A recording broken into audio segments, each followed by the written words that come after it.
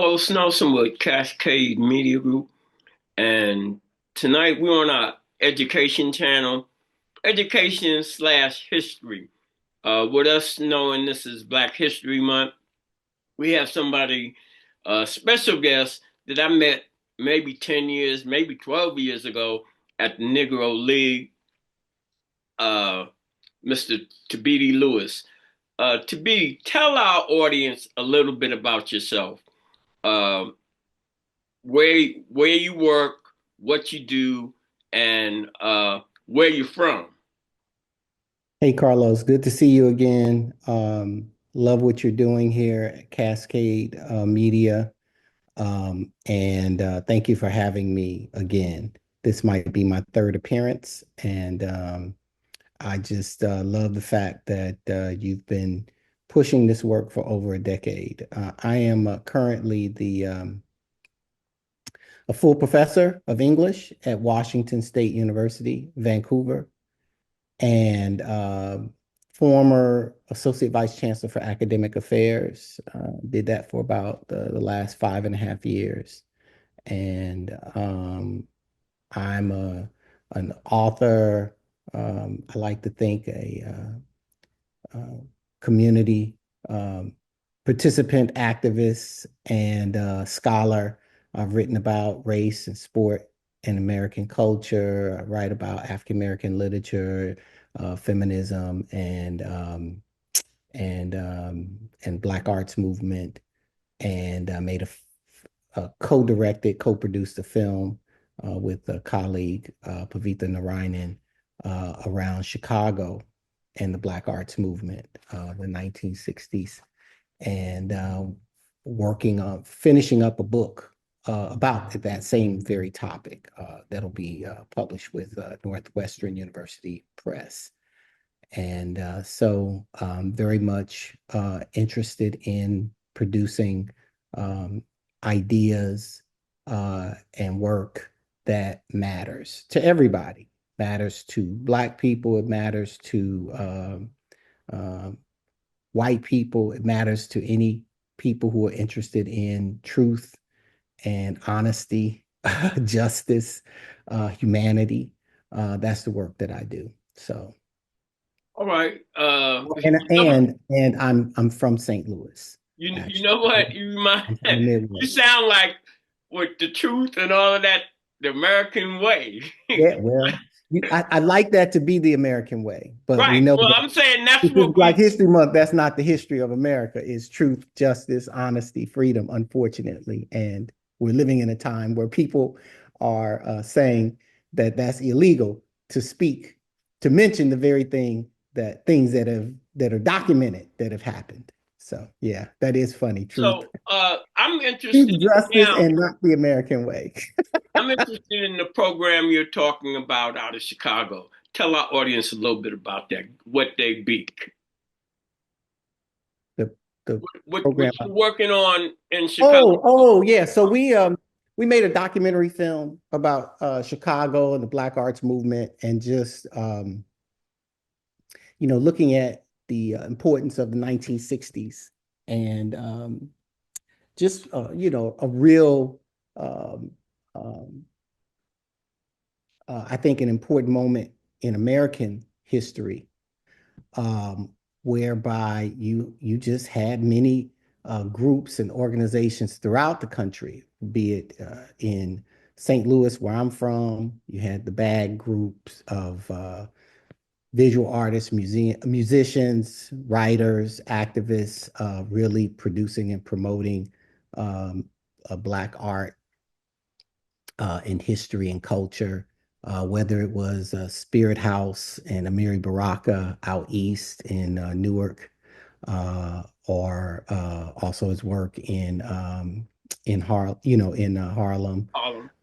Yeah, and then whether it's on the East Coast, Quincy Troop and those individuals out in LA, or also really the Bay Area leading the way around this. And you had a lot and in New Orleans, Kalamu Yasalam and others sort of leading a similar kind of artists, activists, organizations, and activity down in New Orleans. And so Chicago really was this I when I when I finished my master's degree, I worked at Third World Press in Chicago for a few years.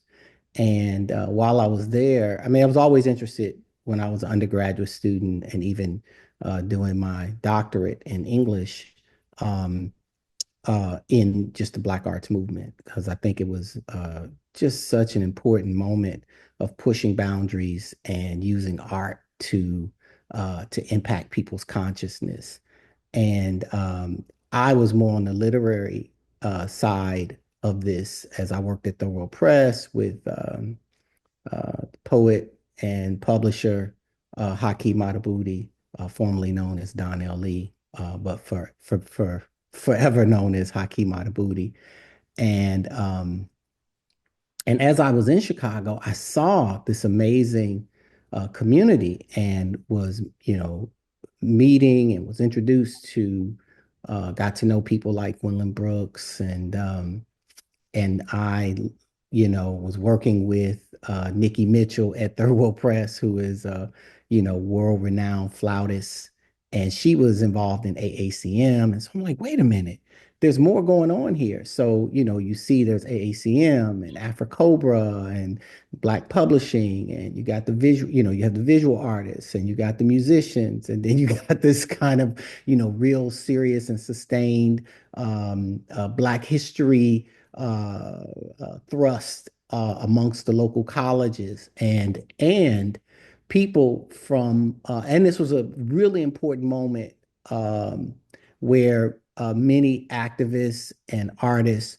Chicago became this sort of apex, right? This kind of a pivot point where people from St. Louis, from Detroit, from the East Coast were coming through Chicago to see what they were doing with, OBASI, the Organization for Black American Culture, which was really a leading point around this. And you had people like Phil Coran, who's one of the founders of the, AACM, associations for creative music, and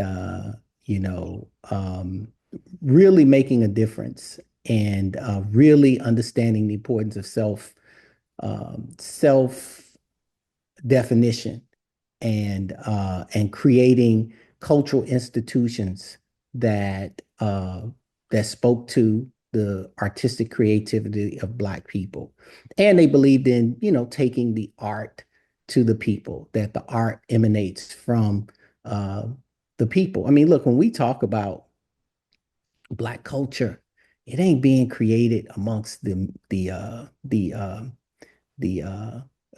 elites or the upper class. The It's bourgeoisie. the bourgeoisie. It's the people. It's the people. And I come from working class or slash poor background. So you understand, how does that juke joint atmosphere lead to, we talk about vernacular or linguistic nuances that I can stand back and we can analyze. But if you just in the spot, people drinking beer and gin and blah, blah, blah, but the Black arts artists, in the drama, et cetera. I'm thinking about people in Chicago, people who were really wonderful mentors who have passed now and very helpful to me. People like Val Gray Ward, Usini Perkins, people like Abena, um, Joan Abena Brown, who they were building institutions.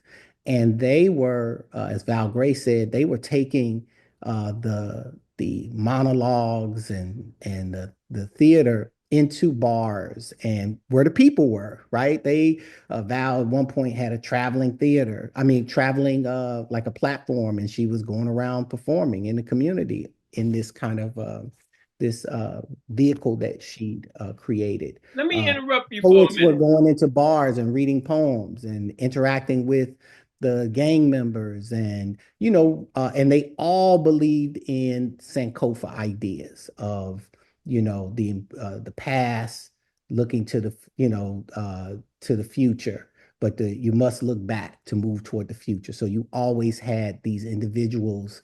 They all created programs that we're cultivating youth in drama, in writing, in music, this whole deal. And That's what I so want to touch on. Let me interrupt you. So, because I'm old enough to actually witness the that's '60s, right. I was in high school in the '60s. Uh, that I arts was a baby movement, if I was born. yeah, that art movement coincided with, I would say, the semi-revolution of black music. You had James Brown.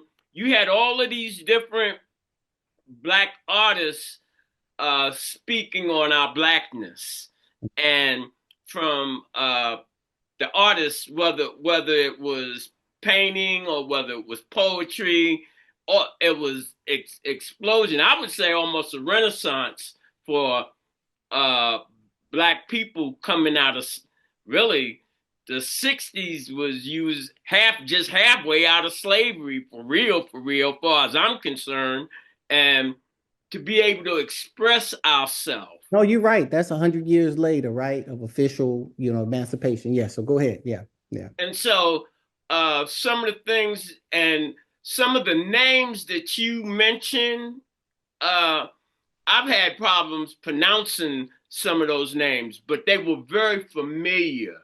Mhm. If you were a person of color, you had heard of Miriam Bugaka or whatever. You knew who those Kiba, Miriam people. Makeba. Yeah, you knew who these people were, and you Mhm. knew what they represented.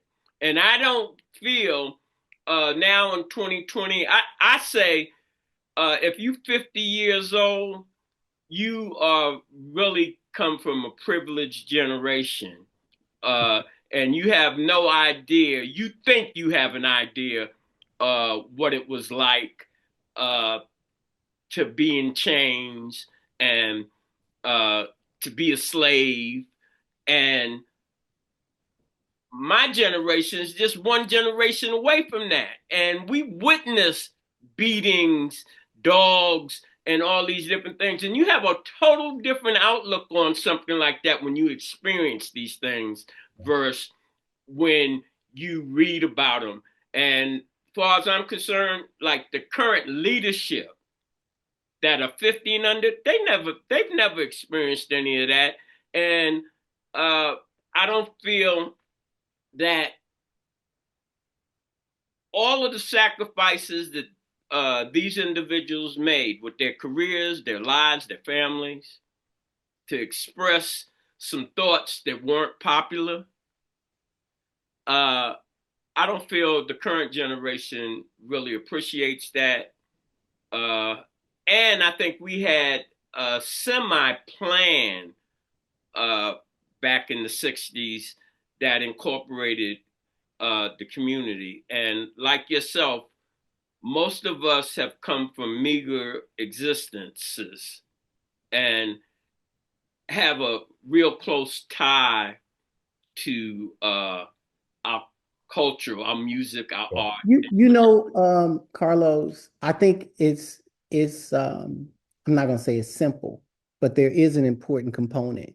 For years I've had the pleasure of, knowing Haki and his wife, Safisha, and even when I was Haki and his wife both, um, they always talk about, and the reason I made this documentary in this book, if you read Kulamu Yasalam's Remembering Juju, his book kind of talks about the Black arts moment, but he pulls up documents from all of these different Black organizations. And what you see is they all had visions, goals, objectives, a real plan, bylaws, and programming focused on what I'm trying to get to. And I'm tying this to what I'm going to say about Haki and Safisha. The main ingredient being we must make a concerted and focused effort to to educate and cultivate and mentor our youth. I know that you, even with Cascade, do a lot of work around having young people working with you in your facility and even trying to train them. That's the way forward. I mean, it's the same as imagine. So they have a black independent black school that has been in existence for ever. You know what I'm saying? Since the 70s. And it hasn't been easy, but these are it's heroism with this Black History Month is really it's there's no magnanimous uh figures and acts. It's the everyday people. It's the everyday thing. That's why I wrote about the writer Toni Cade Bambara. The title of my book is called Black People Are My Business. And that is a quote from her because the business is the folk, the everyday people, black people. That's the business. And so the youth are our business. We must educate and cultivate the next generation to step forward. And you saw that in the commitment of these individuals and the constructions of the organizations, whether it was, Abina's, Joan Brown's drama organization, in Chicago or Val Gray, Kuumba Theater. They all had programming around, cultivating the young people. Obasi did the same thing. AACM had programming for teaching music to young people and creating future musicians. I mean, it just goes on and on. And it's that simple. It's almost like being a parent and saying you're going to have a child, but you're not going to cultivate them to be really successful and a leader. And and saying, okay, they're 18 now, they on their own. I mean, I got two daughters that are in their early and mid 20s. We're still working with them. They're doing fantastic, but that is the commitment. And so the same commitment you have as a parent is a commitment we have as elders in the community. And it's an exchange. You're making sure you're cultivating that next generation forward, and you're also learning from them as well. And so it's an important and delicate dance. So I absolutely think, if this is Black History Month and the purpose of it, which is to commemorate, the kind of important Black heroes and events throughout history, I think about, my documentary BAM, and the Black Arts Moment. That's the name of the documentary.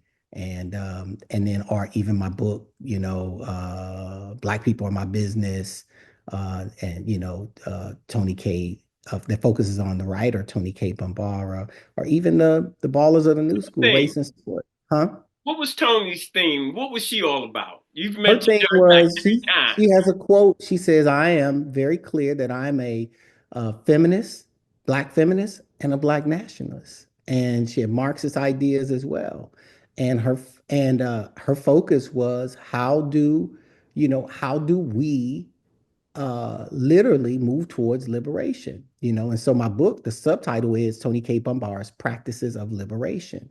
So it was like, how do we get to liberation? And liberation begins, number one, with the self, in the self. This is Toni, and I agree. Then it begins within, your family, your familial, and then you can start talking about community, and then nation. That's liberation, right? And it builds outward. But if you ain't right with yourself, how you gonna be talking about, yeah, let's get liberation? So, that's number one. And so when you read her short fiction, you see, and you're like, why does she have a story about called that focuses on somebody that's just a community activist? Well, and so she's walking you through what does that look like? How do you engage in liberation? Like, and so here we are, got a short story where they're just walking through the community and watching the police who are policing the people, and now they're in a restaurant helping the people clean up, and then showing you heroic acts of the people who run the restaurant who are feeding the people, right? So you're like, so when we think about change and liberate, we have these big ideas, and there's a lot of basics. I remember the greatest lesson that I got. It was I was 23, I think I was, and I was working at Thurlow Press. I just finished my master's degree, And on the weekends, I would, Haki and them, they also had bookstores, black-owned bookstores, right? Before black, the big change would say, "Oh, we're gonna carry black books." It was like, okay, we're gonna have black bookstores, and then the white boys start looking at what the black bookstores had, and again, big bank take little bank, and a lot of the black bookstores run out of business, and then you got black text in the stores that don't capture the full brunt of works that you might pick up. They may not have John Henry Clark at Powell's. I mean, at Powell's or at the big box bookstores, right? They're like, oh, we could special order that for you, but you could walk into African American Book Center in Chicago, and people are going to be saying, "Hey, have you Right seen?" there. Right, it's right there. Henry Clark, the Browder Project. Have you checked out this, that? And you're like, oh, snap, right? So I remember we would have different authors come into town and they say, Thabiti, can you pick up Bobby Seale? And of course, I'd read, knew about the Black Panther Party and read Bobby's work. And Bobby had a book on barbecuing with Bobby. And I'm like, what? How we go from Caesar time to barbecuing with Bobby? And, again, I'm 23. Come on, man. What's up, dude? What's next? Liberation. And my God, I spent the day with Bobby Seale and got what a wonderful education on liberation that really impacted my work and interest around Toni Cade Bambara years later as I was reading her work and decided to do it. But Bobby was just like, I was like, man, like, why you write this cookbook? And he was like, listen, young blood, I worked in the Navy and I learned how to, he's telling me, I learned how to cook for, 1,000 people at once and blah, blah, blah, blah. And I'm like, and he's like, we understood that we couldn't get the people's attention and trust unless we dealt with their basic day-to-day needs, which is, and he said, what do you know what those are? Food, shelter, health, blah, blah. And I'm like, okay. And so he's really saying, then once we begin to gain the trust and address those issues, then we can hand you this little red book or start talking to you about, scientific socialism and these kind of things. But if I ain't ate this morning, we can't have a conversation about anything. And so, again, my point being that when people see free school lunches and health clinics and all these things, these are the people who are maligned, right, in the media and, just like you see today, right? But their efforts led to government programs that That began to affecting us today. This is what I that are wanted affecting us to today. ask you. How do you see today leadership and community organizations? Do you see that they have a plan? As it's like the Panthers had a 10-point plan, or these different organizations, they had actual plans that yielded benefit for the community. In 2025, I haven't seen it in the last 30 years, but with that 2025 project that Trump and his crew is putting out, where do you see us? I mean, I think we're Carlos where we always have been, man, behind enemy lines. It's an ongoing. While there has been unmistakably some progress, uh, it has not been without constant uh, setbacks and contention. Uh, as a Black administrator, uh, I've faced, uh, you know, straight up discrimination, you know, and I know I've had to be uh, uh, excellent, but I have no problem with that because that's always been the case, and we want to be excellent, right? So you have people right now who are running the country, but it's always been the case who are mediocre. I'm not saying they're all mediocre, but I mean, I'm be honest. Always one of my buddies said to me, and I agree, and I think Chris Rock kind of said it in a nice way, but give me can I have a white boy plan? Can I just be average and be able to rise through the ranks? And people say, oh, he'll get it, you'll figure it out.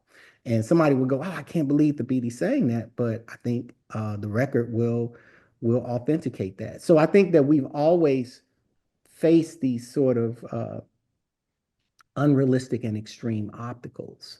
And, while I may not uh, agree with all of, President Obama's policies or his posture, I do understand that there's no question to me that I think in being a president and governing, for example, the country, he really strove to, and I think achieved this notion of trying to be do the job, right, and is for excellent everybody.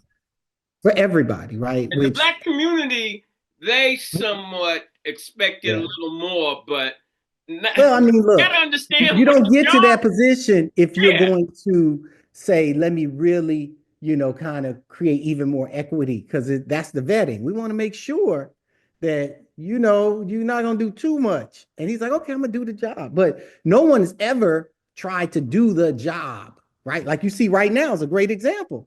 The kind of cronyism, et cetera. And even when Biden was in office, right? Same thing, like, okay, what kind of privileging? And I think there's also certain constraints as well, and so, and again, you know, um, I dude want wouldn't have gotten the job if there was any question that, are you going to buck the system too much? You know what I'm tell me saying? this, because we're gonna close out. I want to get some definitive answers. Do you I'll believe? try. I don't know if I No, can. this is on. Now I'm talking about media, and I'm giving my company a plug, but it's not a plug. Uh, I'm talking reality. Mhm, Our community, our house is on fire, mhm, for real, and you cannot change policy nor economic situations without block voting and group economics. Block voting requires uh, numbers, and the only place we can get numbers from is the bottom two-thirds of our community. The same way with the white community. The only way they can get new numbers is to pitch to the bottom two-thirds of our community. mhm, Cascade Media has the largest black-owned digital media company on the planet that does what it do with all these different channels. You have other companies that cover a lot of things, but they don't have channels that are specific to politics, to education, to arts and entertainment, to technology. And we produce 35 shows and we have stellar guests on like yourself. Uh, with that being said, it costs about $1 billion to run for president because at this point, uh, most of our information is coming from one or two sources. We might not understand that, but I do as media. When right. you look at President Trump, he has Jeff Bezos, Musk, and Zuckerberg. They own about 75% of all the social media on the planet. And getting your information out is imperative. And I don't feel that the leadership, especially where I'm at and can understand, or they understand and willfully do not want to connect their community. And the only viable way we can do that now is with one of these. And uh, with Cascade being 100% owned, black owned, and we're in the perfect position in the digital space to deliver messages to our community that can change our situation. Do you think that that should be a starting point? Connectivity. Uh, Look, what's the first thing that Castro uh, All of them, they seize power. First thing they do is seize the communications companies. That's right. There you go. He took over the radio and continued to blare the messaging that would impact the psyche of the people, right? And so you talked earlier about even music and the kind of messaging that was coming out in the 60s and 70s, whether it was James Brown, Say It Loud, I'm Black and I'm Proud, blah, blah, blah, blah. Or Well, Roberta Flack or Roberta Flack. That's right. So if you keep hearing that over and over and over, it impacts you. But if you also hearing the N word and the B word and shoot them up, kill them, blah blah blah blah blah blah blah blah, and any disparaging comment regarding uh, whether it be someone who's of another uh, ethnicity or there's any Euro, anything that's stifled, and that doesn't make the airwaves, right? So this communication, the messaging, it does have an enormous impact, and it is important to control. I remember Haki years ago turned me on to this article that was talking about the first thing that once people were different new millionaires or multi millionaires, billionaires, as they Plus they were got the bag. when they got the bag, the first thing they began to do was buy up um, media companies, local radio, television, stations, because if you can control the message, you're good to go. This is why, the Black Arts Moment, it was all about institution building and controlling institutions. So, when Stokely Carmack, Michael, or, came Rap to Brown. when he came to Chicago and nobody would allow him to speak anywhere, and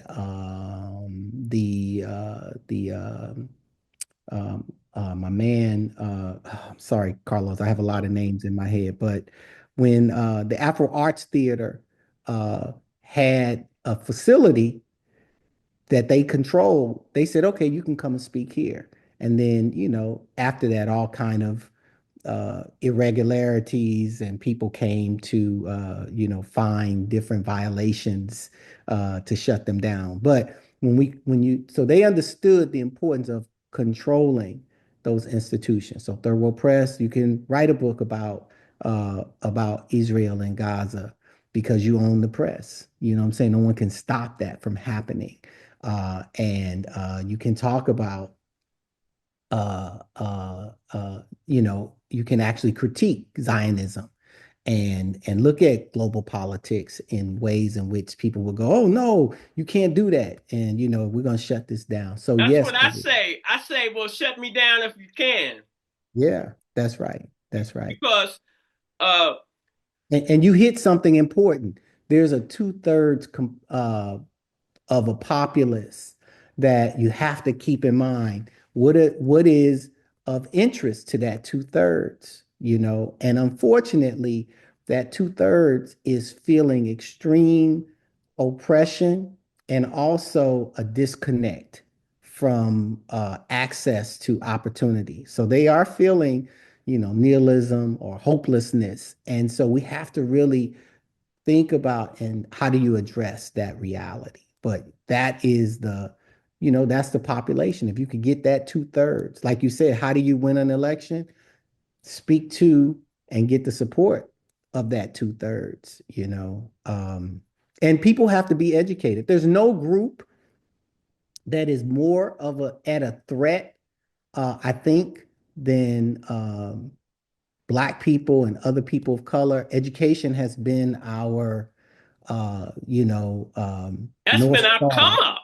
It's been the come up, I mean, hey man, I'm a child of a teen mom and, both, no, none of, they both are, GED and, high school education, diploma, and, going to college has changed my life, and it hasn't been an easy road, but there have been some opportunities that maybe previously would not have existed that have. And, there was a study years ago that showed that the Black students during the 70s and during the 80s who graduated from Ivy League and elite private institutions. I went to the University of Rochester, so it was one of those places, and those students that graduated from those places often went on to acquire law degrees, MBAs,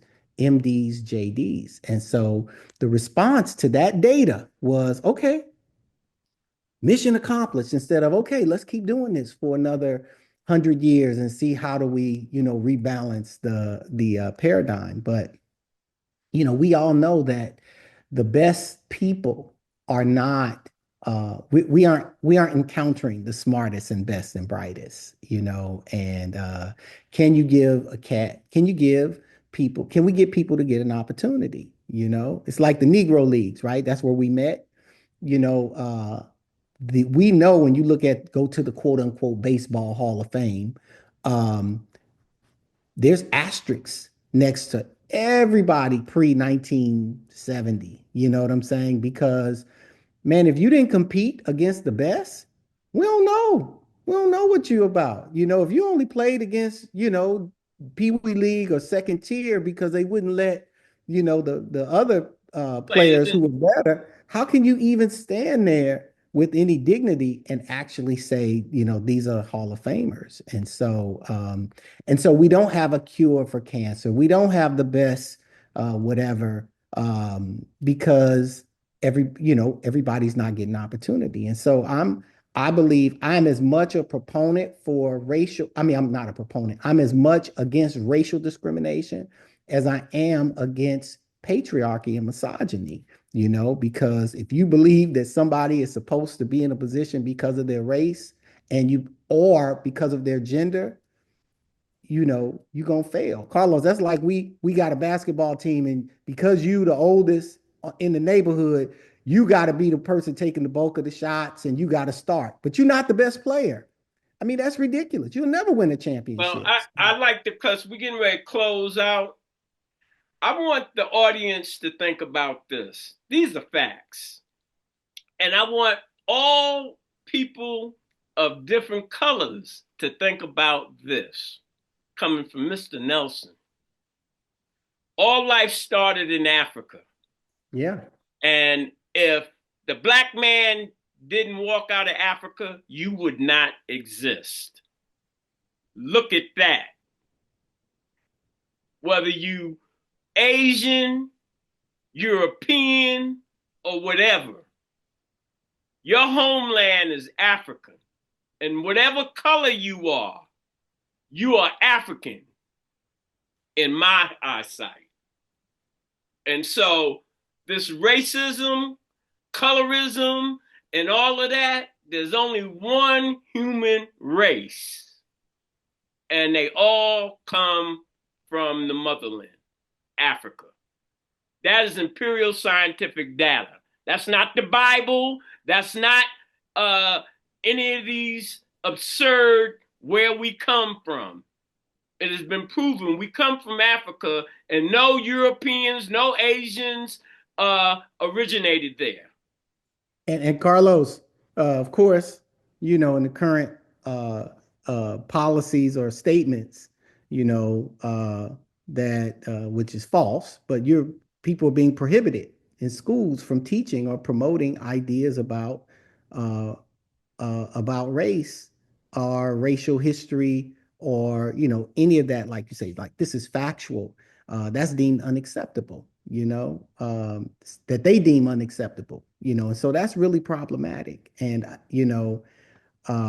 it is just these sort of real implausible interpretations of the law governing EDI or what have you. It's just and when do people decide? When do people realize that the war is not something new? It has It's always been. always been going It's on, and always been. we gotta close out So right I'm now. gonna close on this, Carlos. Go ahead. I'm You got going about to 20 seconds. remind people of Ralph Ellison's novel, The Invisible Man. And early in the novel, the grandfather on his deathbed says to all of the children, he'd always been pretty mild mannered. He said, This is brought to you by Kansas City Business Association, working to improve our community.